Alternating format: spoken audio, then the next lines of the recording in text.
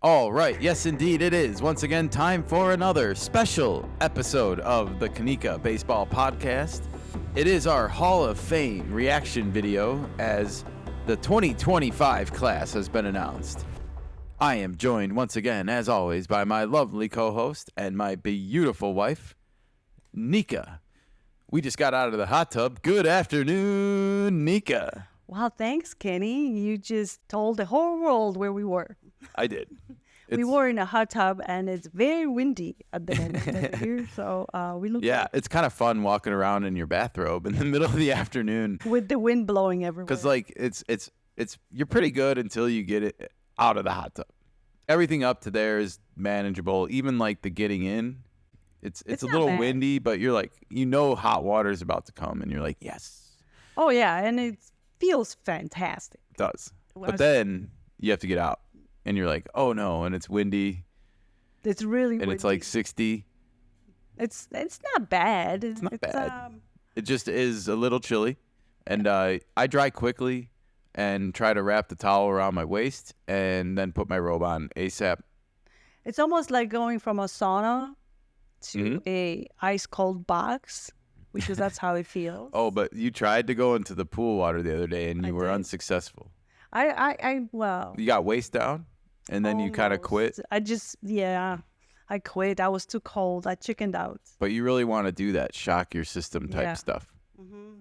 Tomorrow. Why is that good for your health? It shocks your system. It makes your okay. But that's platitude. Okay, I'm sorry. It regenerates your mitochondria. I'm gonna leave you with that. I have to go look that gotta- up, everybody, because I have no idea what that means. Probably. You have to check out our lifestyle podcast. I think mitochondria is a microscopic bacteria of some kind, but microscopic, yes. you cells, every little living cell in your body has a mitochondria. They make energy. Oh, their aura. Well, they are your cells. We're measuring your body. aura in our cells, everybody. Right, this is a Science. baseball podcast. No science. I'm Let's go messing around. with baseball. Science of baseball. Well, we do know a little bit about baseball, and as we mentioned, debatable, I guess. Debatable. We know a little bit. We watch a lot. We analyze even more. Welcome to our show. This is the Hall of Fame reaction episode, everybody. We've got just a little bit of stuff to get through because we posted our big episode yesterday, and spoiler alert, actually we have a third episode in the works for this week that we really want to get posted before the weekend because it involves the Washington Commanders quarterback, Jaden Daniels. Little teaser, everybody. Sure, but it also involves technology. It does. That's all. And it's exciting, and I'm excited to talk about it. But before we get to that, we got to react to these vote totals that trickled in yesterday afternoon, everybody. And we've got 5 new members to grace the halls of Cooperstown, everybody. The Hall of Fame vote totals are in. The former Veterans Committee, now called the Era Committee, their selections are in. So we've got 5 new players headed to the Hall of Fame. And we're going to get started by announcing those that were voted in. First time they were on the ballot, Ichiro Suzuki, 99.7. One person didn't vote for him. Wow. The internet is demanding to know who this person is. We still don't know. No one's come forward to claim that they were the one. But one person withheld voting for Ichiro. He was not a unanimous Hall of Fame selection. There is still only one, and that is Mariano Rivera, who is in the news today for very different reasons. And, you'll just have to go look that up for yourselves. It's not the good kind. All right. But moving on, we had C.C. Sabathia, also known as Dub. Oh, damn. Sorry. I forgot to announce Ichiro's nicknames because he was known as Ichi. The what? Ichi. Oh, itchy, like itching? Like Ichi. Ichiro, Okay. like Ichi. Just like the first part of Short version of Ichi. Ichiro. Okay. But he was also known as the Wizard, and I thought you would like that. Oh, I love it. Yes. Did he wear a pointy hat? I don't know, but I think they should put his cap and duck sheet, they should make it into the shape of a Wizard's hat. With whatever team he's going Impressive. Most impressive. to be in as a Mariner. Why was he nicknamed a wizard? Do you know? Yes, I think it has a lot to do with his bat to ball contact. You know, very much like Luis Ariz, Ichiro made tremendous contact with the ball. He hit for a high average. He famously hit balls that hit the dirt for singles. The pitcher would throw the ball and it would skip in the dirt, and he would still hit it, and not just hit it, but he would get a hit and get on base doing it. Oh, wow. Hilarious. That's good. He was also a 10 straight Gold Glove Award winner at his position. Yeah, actually, let's look up Ichi the Wizard here really quick, because I got his stats up, everybody, and Ichi had quite a few great years here. Ichi was Rookie of the Year and MVP in his rookie year, but that was his only MVP, I believe. He only had one. He had an amazing rookie year, 56 stolen bases. Meep, meep. Meep, meep. 350 batting average, 242 hits. That led the league. You look at how many guys don't get even 200 hits now, and he had 242 in his rookie year. Amazing. That's fantastic. So there's hope for a player as Ariz to be in the Hall of Fame. Yeah. I mean, the one hope Luis Ariz has is, like, if he plays 15 years and consistently can get around the 200 hit mark, he'll be close to 3,000 hits one day, and that's no one has ever not gotten in the Hall of Fame who had 3,000 hits. Okay, but he was 10 times. But that will piss off everybody and their mom, because no one thinks Luis Ariz is any good and worth anything, because he doesn't contribute a lot of WAR. That's because we live in the era of baseball where heat and how hard you hit is... and instant gratification. Exactly. Thanks, social media. Oi, oi, oi, oi. Yeah, Ichiro falls into that category. He had 3,000 hits in 9,934 at-bats. So he had not a lot of at-bats. He finishes with a career 311 batting average. Pretty impressive. An on-base percentage of 355. Oh, by the way, another impressive thing about Ichiro that deserves mention is that he was born in 1973, and his first season was 2001. So, yeah, if you're doing the math here, he didn't come here until he was 27 or 28 years oldish and wound up playing for 19 years in the big leagues. So he was in his late 40s when he retired, you know? He was 45 in 2019. That's when he retired. Yeah. So what an amazing career. And that this does not count his Japanese totals. And there's talks that one day they will be included in his professional career statistics. And so that's only going to shoot his hit total probably closer to like 5,000. No, plus he's a Libra. Yeah, other standout statistics about Ichiro, as I mentioned, he had those 10 straight Gold Gloves, 3 Silver Slugger Awards, 10 straight All-Star appearances, plenty of MVP votes throughout the year, including a 7th place finish, an 8th place finish, and a 9th place finish. So, and he also won the MVP, as we said, in his rookie year. So, Ichiro, everybody. Career WAR of 60, by the way, and 509 stolen bases. So, he got over the 500 mark. Pretty damn impressive. Nice. Okay. Moving on. Number 2, we had CC Sabathia, everybody. The left-handed 6'6" mountain of a man. He's listed at 6'6", 300 pounds. Bats left and throws left. And CC Sabathia did bat, by the way. I saw video highlights of him hitting some homers because pitchers used to hit.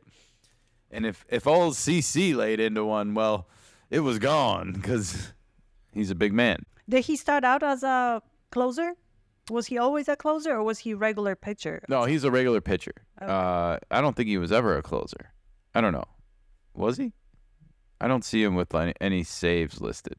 0 saves in his career. Not a closer, Nika. Oh, he's not a closer. Gotcha. Okay. 12 shutouts, though, in his career. That means he went the full 9. 38 complete games. 38 times he went all 9. I don't think they make him as they used to. No. And so I got to give a tip of the cap to CC. Now, he's lacking a little bit. He has 251 career wins. I grew up in an era where the gold standard was kind of 300 for the elite pitchers, but I also are recognizing that things are changing and criteria is slowly going to be changing and skewing downwards. I don't think anyone would go out there and say CC Sabathia had a phoned it in kind of career. But I do think like arm injuries and things like that are getting more and more prevalent, and more guys are spending time on the shelf, and then they don't pitch as many innings, and they're only going 6 innings a game instead of 7. And I don't know how I feel about that, but I do see a lot of years where CC Sabathia pitched over 200 innings, and you look at where they look at now, it's like they want him to be at 180. And like CC Sabathia threw 180 innings in his rookie year, and he constantly threw over 180 innings. He had 1 year where he started 2 years back to back where he must have had an arm injury because he was at 122 and 130. And then he was back up to over 230 again, over 200. Another arm injury in 2014. I mean, they were spread out. But yeah, when you look at him compared to modern standards, it's just gone down, right? Absolutely, it did. So you just pointed 2 injuries. Potential 2 injuries. I can tell by looking at the numbers. In the modern era right now, it's 10 times worse than this. You see the same pitchers going on the injury list year after year. They get better. I don't know if they don't recover as well, or they just getting rushed in order to get back onto the field, and they get injured. And you could tell that he was just slowing down at that point because he never kind of recovered. After 2014, he only started 8 games. He still made the starts, but the innings went down. You know, and that's normal. He was 34 years old. Well, but then you look at what the Dodgers are trying to do, and it's like this is like how old Blake Snell is, and like Ohtani's not going to be very far behind, and he just had his second Tommy John, similar to how CC must have had his second whatever, starting only 8 games. Right, but then when you look at 2016, he did pitch 179 innings. Yeah. And he kept going, man. But so I bet you it's good on him, you know? That's what I'm saying. He still kept making the starts, 27 starts, 29 starts, 30 starts. But he wasn't chasing the heat. No, he was chasing longevity. Mechanical. He was chasing longevity. And, you know, what you do see, he won 14 games in 2017 while pitching only 148 innings. So it's not always about doing, but you're also looking at a guy that was 35 doing this. So, and then you look at Yu Darvish, and he's what, 37, and you're like, oh, come on, I hope he's still good. Right. A lot of mileage adds up quickly. Because we've been conditioned in the past few years that you have to go out there and be a flamethrower.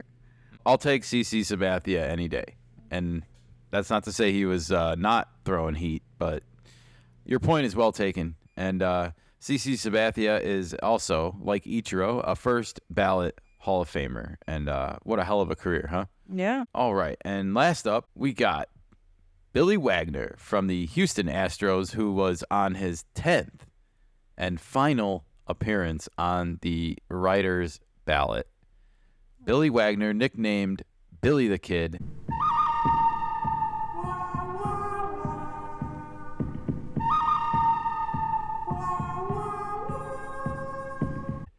His full name is William Edward Wagner. That's kind of a cool name. And yeah, he was inducted as a closer, everybody. 422 career saves.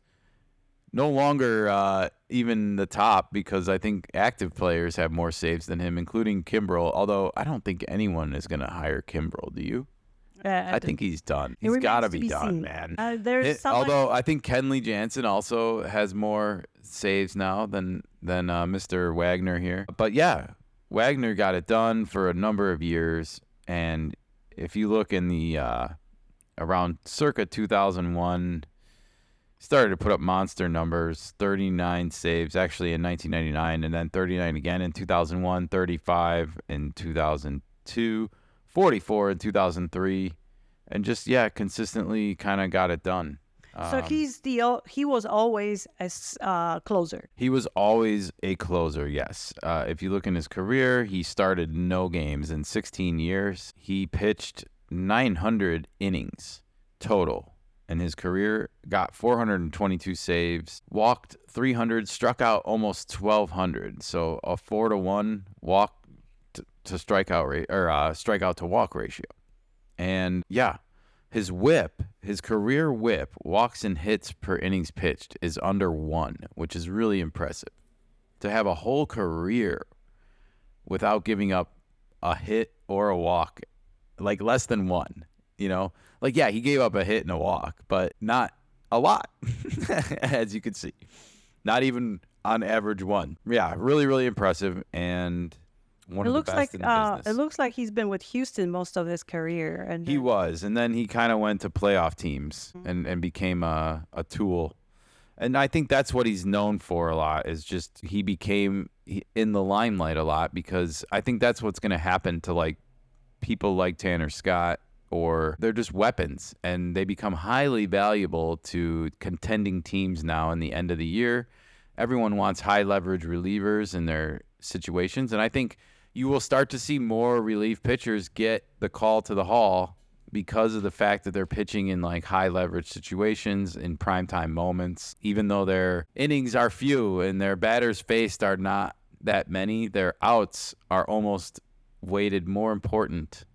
The final 3 everyone recognizes as being the hardest 3 to get sometimes, but at the same time, striking out Ohtani and Freddie Freeman in the 8th inning, as Tanner Scott did during the playoffs last year against the Dodgers, now that they have him, they're probably very happy to have him so that they don't have to face him again in those situations. So what happens to the remaining players that didn't get indicted? Yeah, so we had a couple of close players, Carlos Beltran and Andrew Jones. Carlos Beltran got 277 votes for 70.3%. This was his 3rd time on the ballot, and so he's getting kind of closer to that 75% threshold. We also had Andrew Jones from the Braves, famously, with his 8th attempt on the ballot. He is at 66.2%. Now, I think he should be getting more votes because he doesn't have the sexy numbers, unfortunately, on his side. He doesn't have even 2,000 hits in his career. He does have 10 straight Gold Gloves at center field, and I think that's what he's mostly known for. And that does put him above that plus or minus 9 threshold. I think he's like Ozzie Smith to me. Like, Ozzie Smith was never known for being like a prolific offensive player. He was just a great fast shortstop. He won all 13 or 14 Gold Gloves for the Cardinals. Okay. Andrew Jones is very similar to me. I think he should be in, and I think he's probably going to get in for the sole reason that I think we're going to be hitting somewhat of a dry spell in future years. We'll get to that more before we get out of here. But I do think Carlos Beltran and Andrew Jones both get in the next couple of years. Andrew Jones will get in before he's out, and Carlos Beltran will probably get in because his numbers are better than Andrew Jones. Okay, that's just my opinion. Now, after that, we get a huge drop-off with Chase Utley. It was his 2nd time on the ballot only, and he got 39.8% of the vote. So I really don't know if he's going to make it. I think he's going to be on the cusp. It's just a matter if he can keep clipping up every year enough for people to take notice. It is only his 2nd time, so he does have time. If he goes up to like 45 or 50 next year, then you might see more people start to pay attention. Alex Rodriguez, though, after that, 37.1. It's his 4th time on the ballot. Manny Ramirez, 34.3%, his 9th time on the ballot. And Andy Pettit, 27.9%, his 7th time on the ballot. Those final 2 really running out of time there. But what do those 3 have in common, Nika?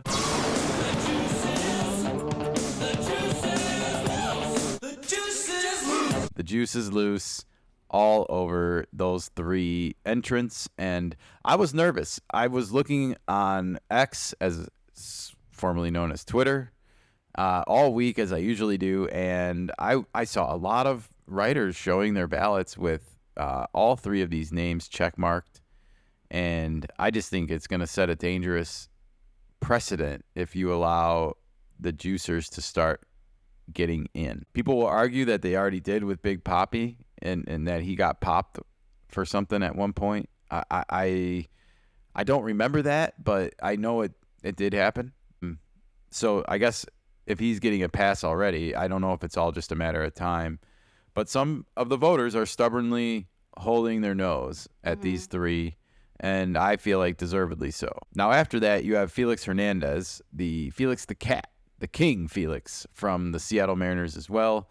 It's his first time on the ballot, but he was also only getting 20.6% of the vote. So we'll have to see if his numbers ever go up. The other players I don't feel like are Hall of Famers. Bobby Abreu at 19.5%. Jimmy Rollins at 18. Omar Vizquel, no, 17.8%. Dustin Pedroia, 11.9%. Mark Burley, White Sox lefty, threw 2 no-hitters. One of them might have been a perfect game. I don't remember. But 11.4%, Yeah, the Hall of Very Good, yes. The Hall of Fame, no. We had Francisco Rodriguez. He got 40 votes, 10.2%. David Wright, 32 votes, 8%. Torrey Hunter, 20 votes, 5.1%. Barely hanging on, because if you receive less than 5% of the vote, you don't get to get back on the ballot. It makes sense. If nobody's voting for you. 100%. So I don't know. None of those players, though, jump out as being Hall of Famers to me, except for maybe Felix Hernandez, and that's only because I think he threw a perfect game and he was pretty dominant. But I'd have to take a closer look at his numbers. Not everyone that threw a perfect game should be in the Hall of Fame. The Hall of Fame is about longevity, doing it at a high level for a long period of time, and you have to have numbers that show that. And if not, hey, the sun don't shine on the same dog's ass every day, right, Nika? That's right. All right. Well, there are a few players I want to mention here who are not going to be on the ballot again next year because they failed to meet that aforementioned 5% threshold, and that is Ian Kinsler, Russell Martin, Brian McCann, Troy Tulowitzki, Curtis Granderson, Adam Jones, Carlos Gonzalez, Hanley Ramirez, once upon a time shortstop. No, never mind. Hanley Ramirez, Fernando Rodney, and Ben Zobrist. The final 3 got 0 votes, by the way. Ben Zobrist, by the way, famous Cubs World Series champion from 2016. No votes for him, Fernando Rodney, or Hanley Ramirez. Curtis Granderson and Hanley Ramirez, once upon a time, probably had visions of joining the Hall of Fame with a couple of good early seasons, but just fell off and weren't able to maintain. And it happens to so many players, and we don't see it coming. And it's going to happen to more players again this year. Anyways, I just wanted to mention that is all of the vote totals from the Baseball Writers Association of America 2025 Hall of Fame voting. So I got a question. What is the difference between the classic baseball era committee that voted for a couple other players? Sure. I'm Voted. going to read this from their website Okay. because it's a lot easier to understand. The era committees, formerly known as the Veterans Committee, consider retired major league players no longer eligible for election by the Baseball Writers Association of America, along with managers, umpires, and executives whose greatest contributions to the game were realized either prior to 1980 or after 1980. In all its forms, the ERA Committee has elected 183 individuals, 117 major leaguers, 33 executives, 23 managers, and 10 umpires to the Hall of Fame. So basically, they're like the safety net.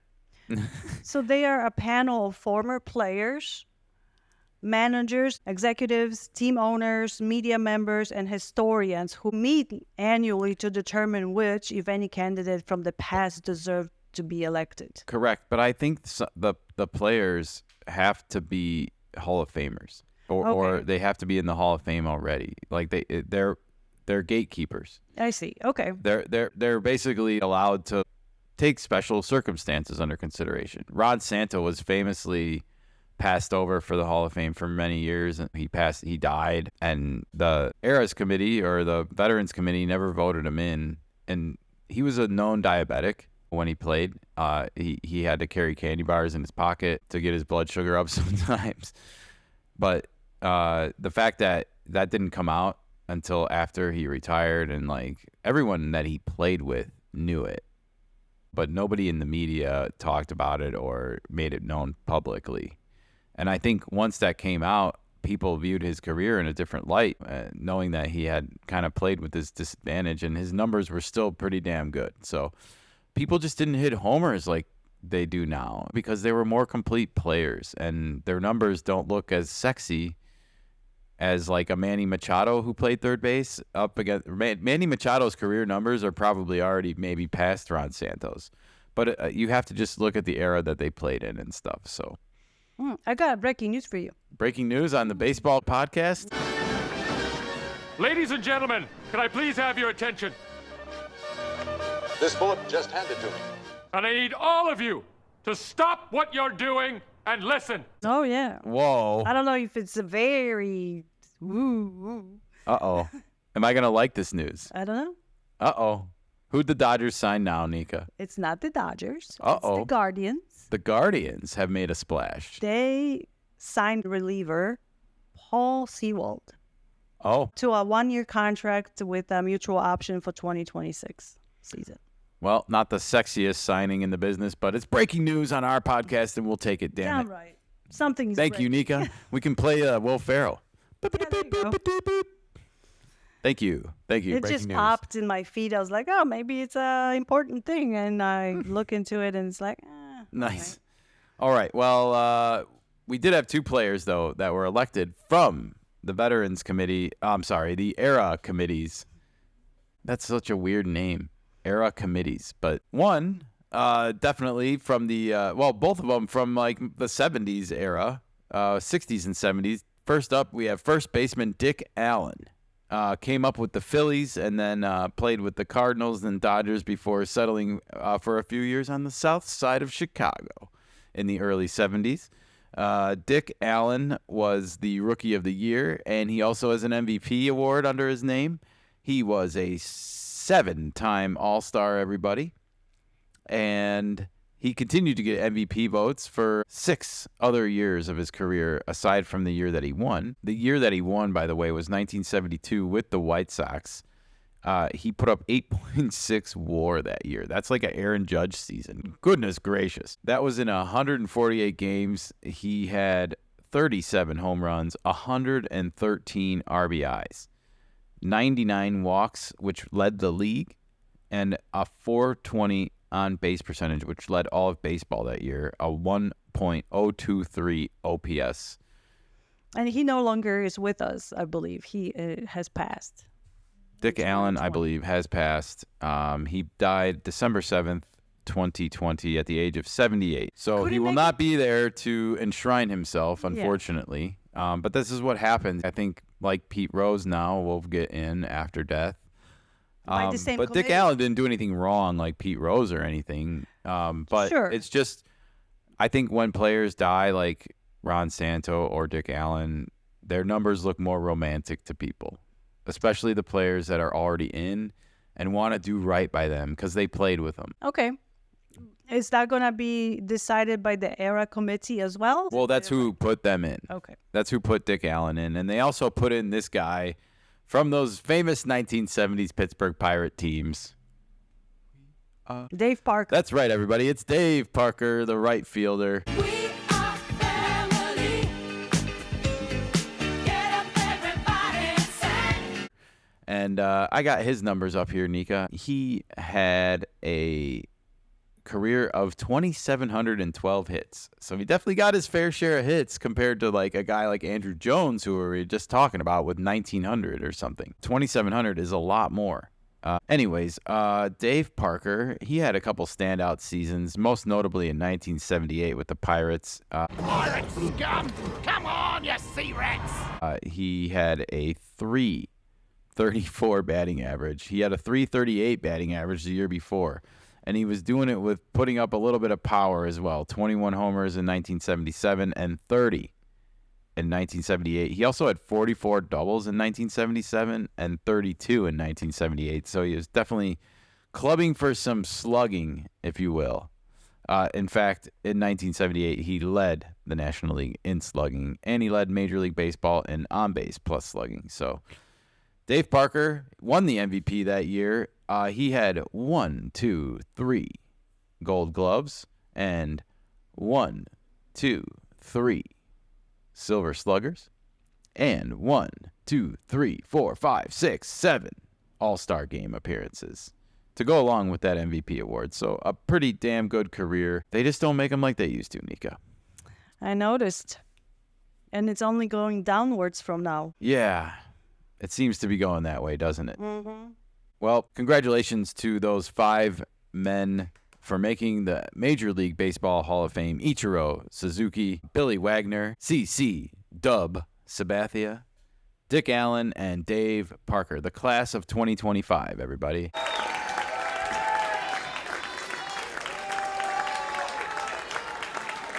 All right, well, before we get out of here, I want to quickly take a moment and look towards the future, because we have some new names that are going to be coming up on the ballot over the next 5 years, and I just kind of want to get the initial reaction to whether or not you think some of these new names are going to be making the ballot, and some of the names that will also be coming off the ballot in sooner years. Starting next year, we have Manny Ramirez, a known juicer who's going to be with his final year on the ballot. He has never really cracked a high number, and I think he's going to stay off of there. Multiple PED violations make it unlikely that his fortunes will change, according to this article. So, All right. Well, he won't make it then. he won't make it.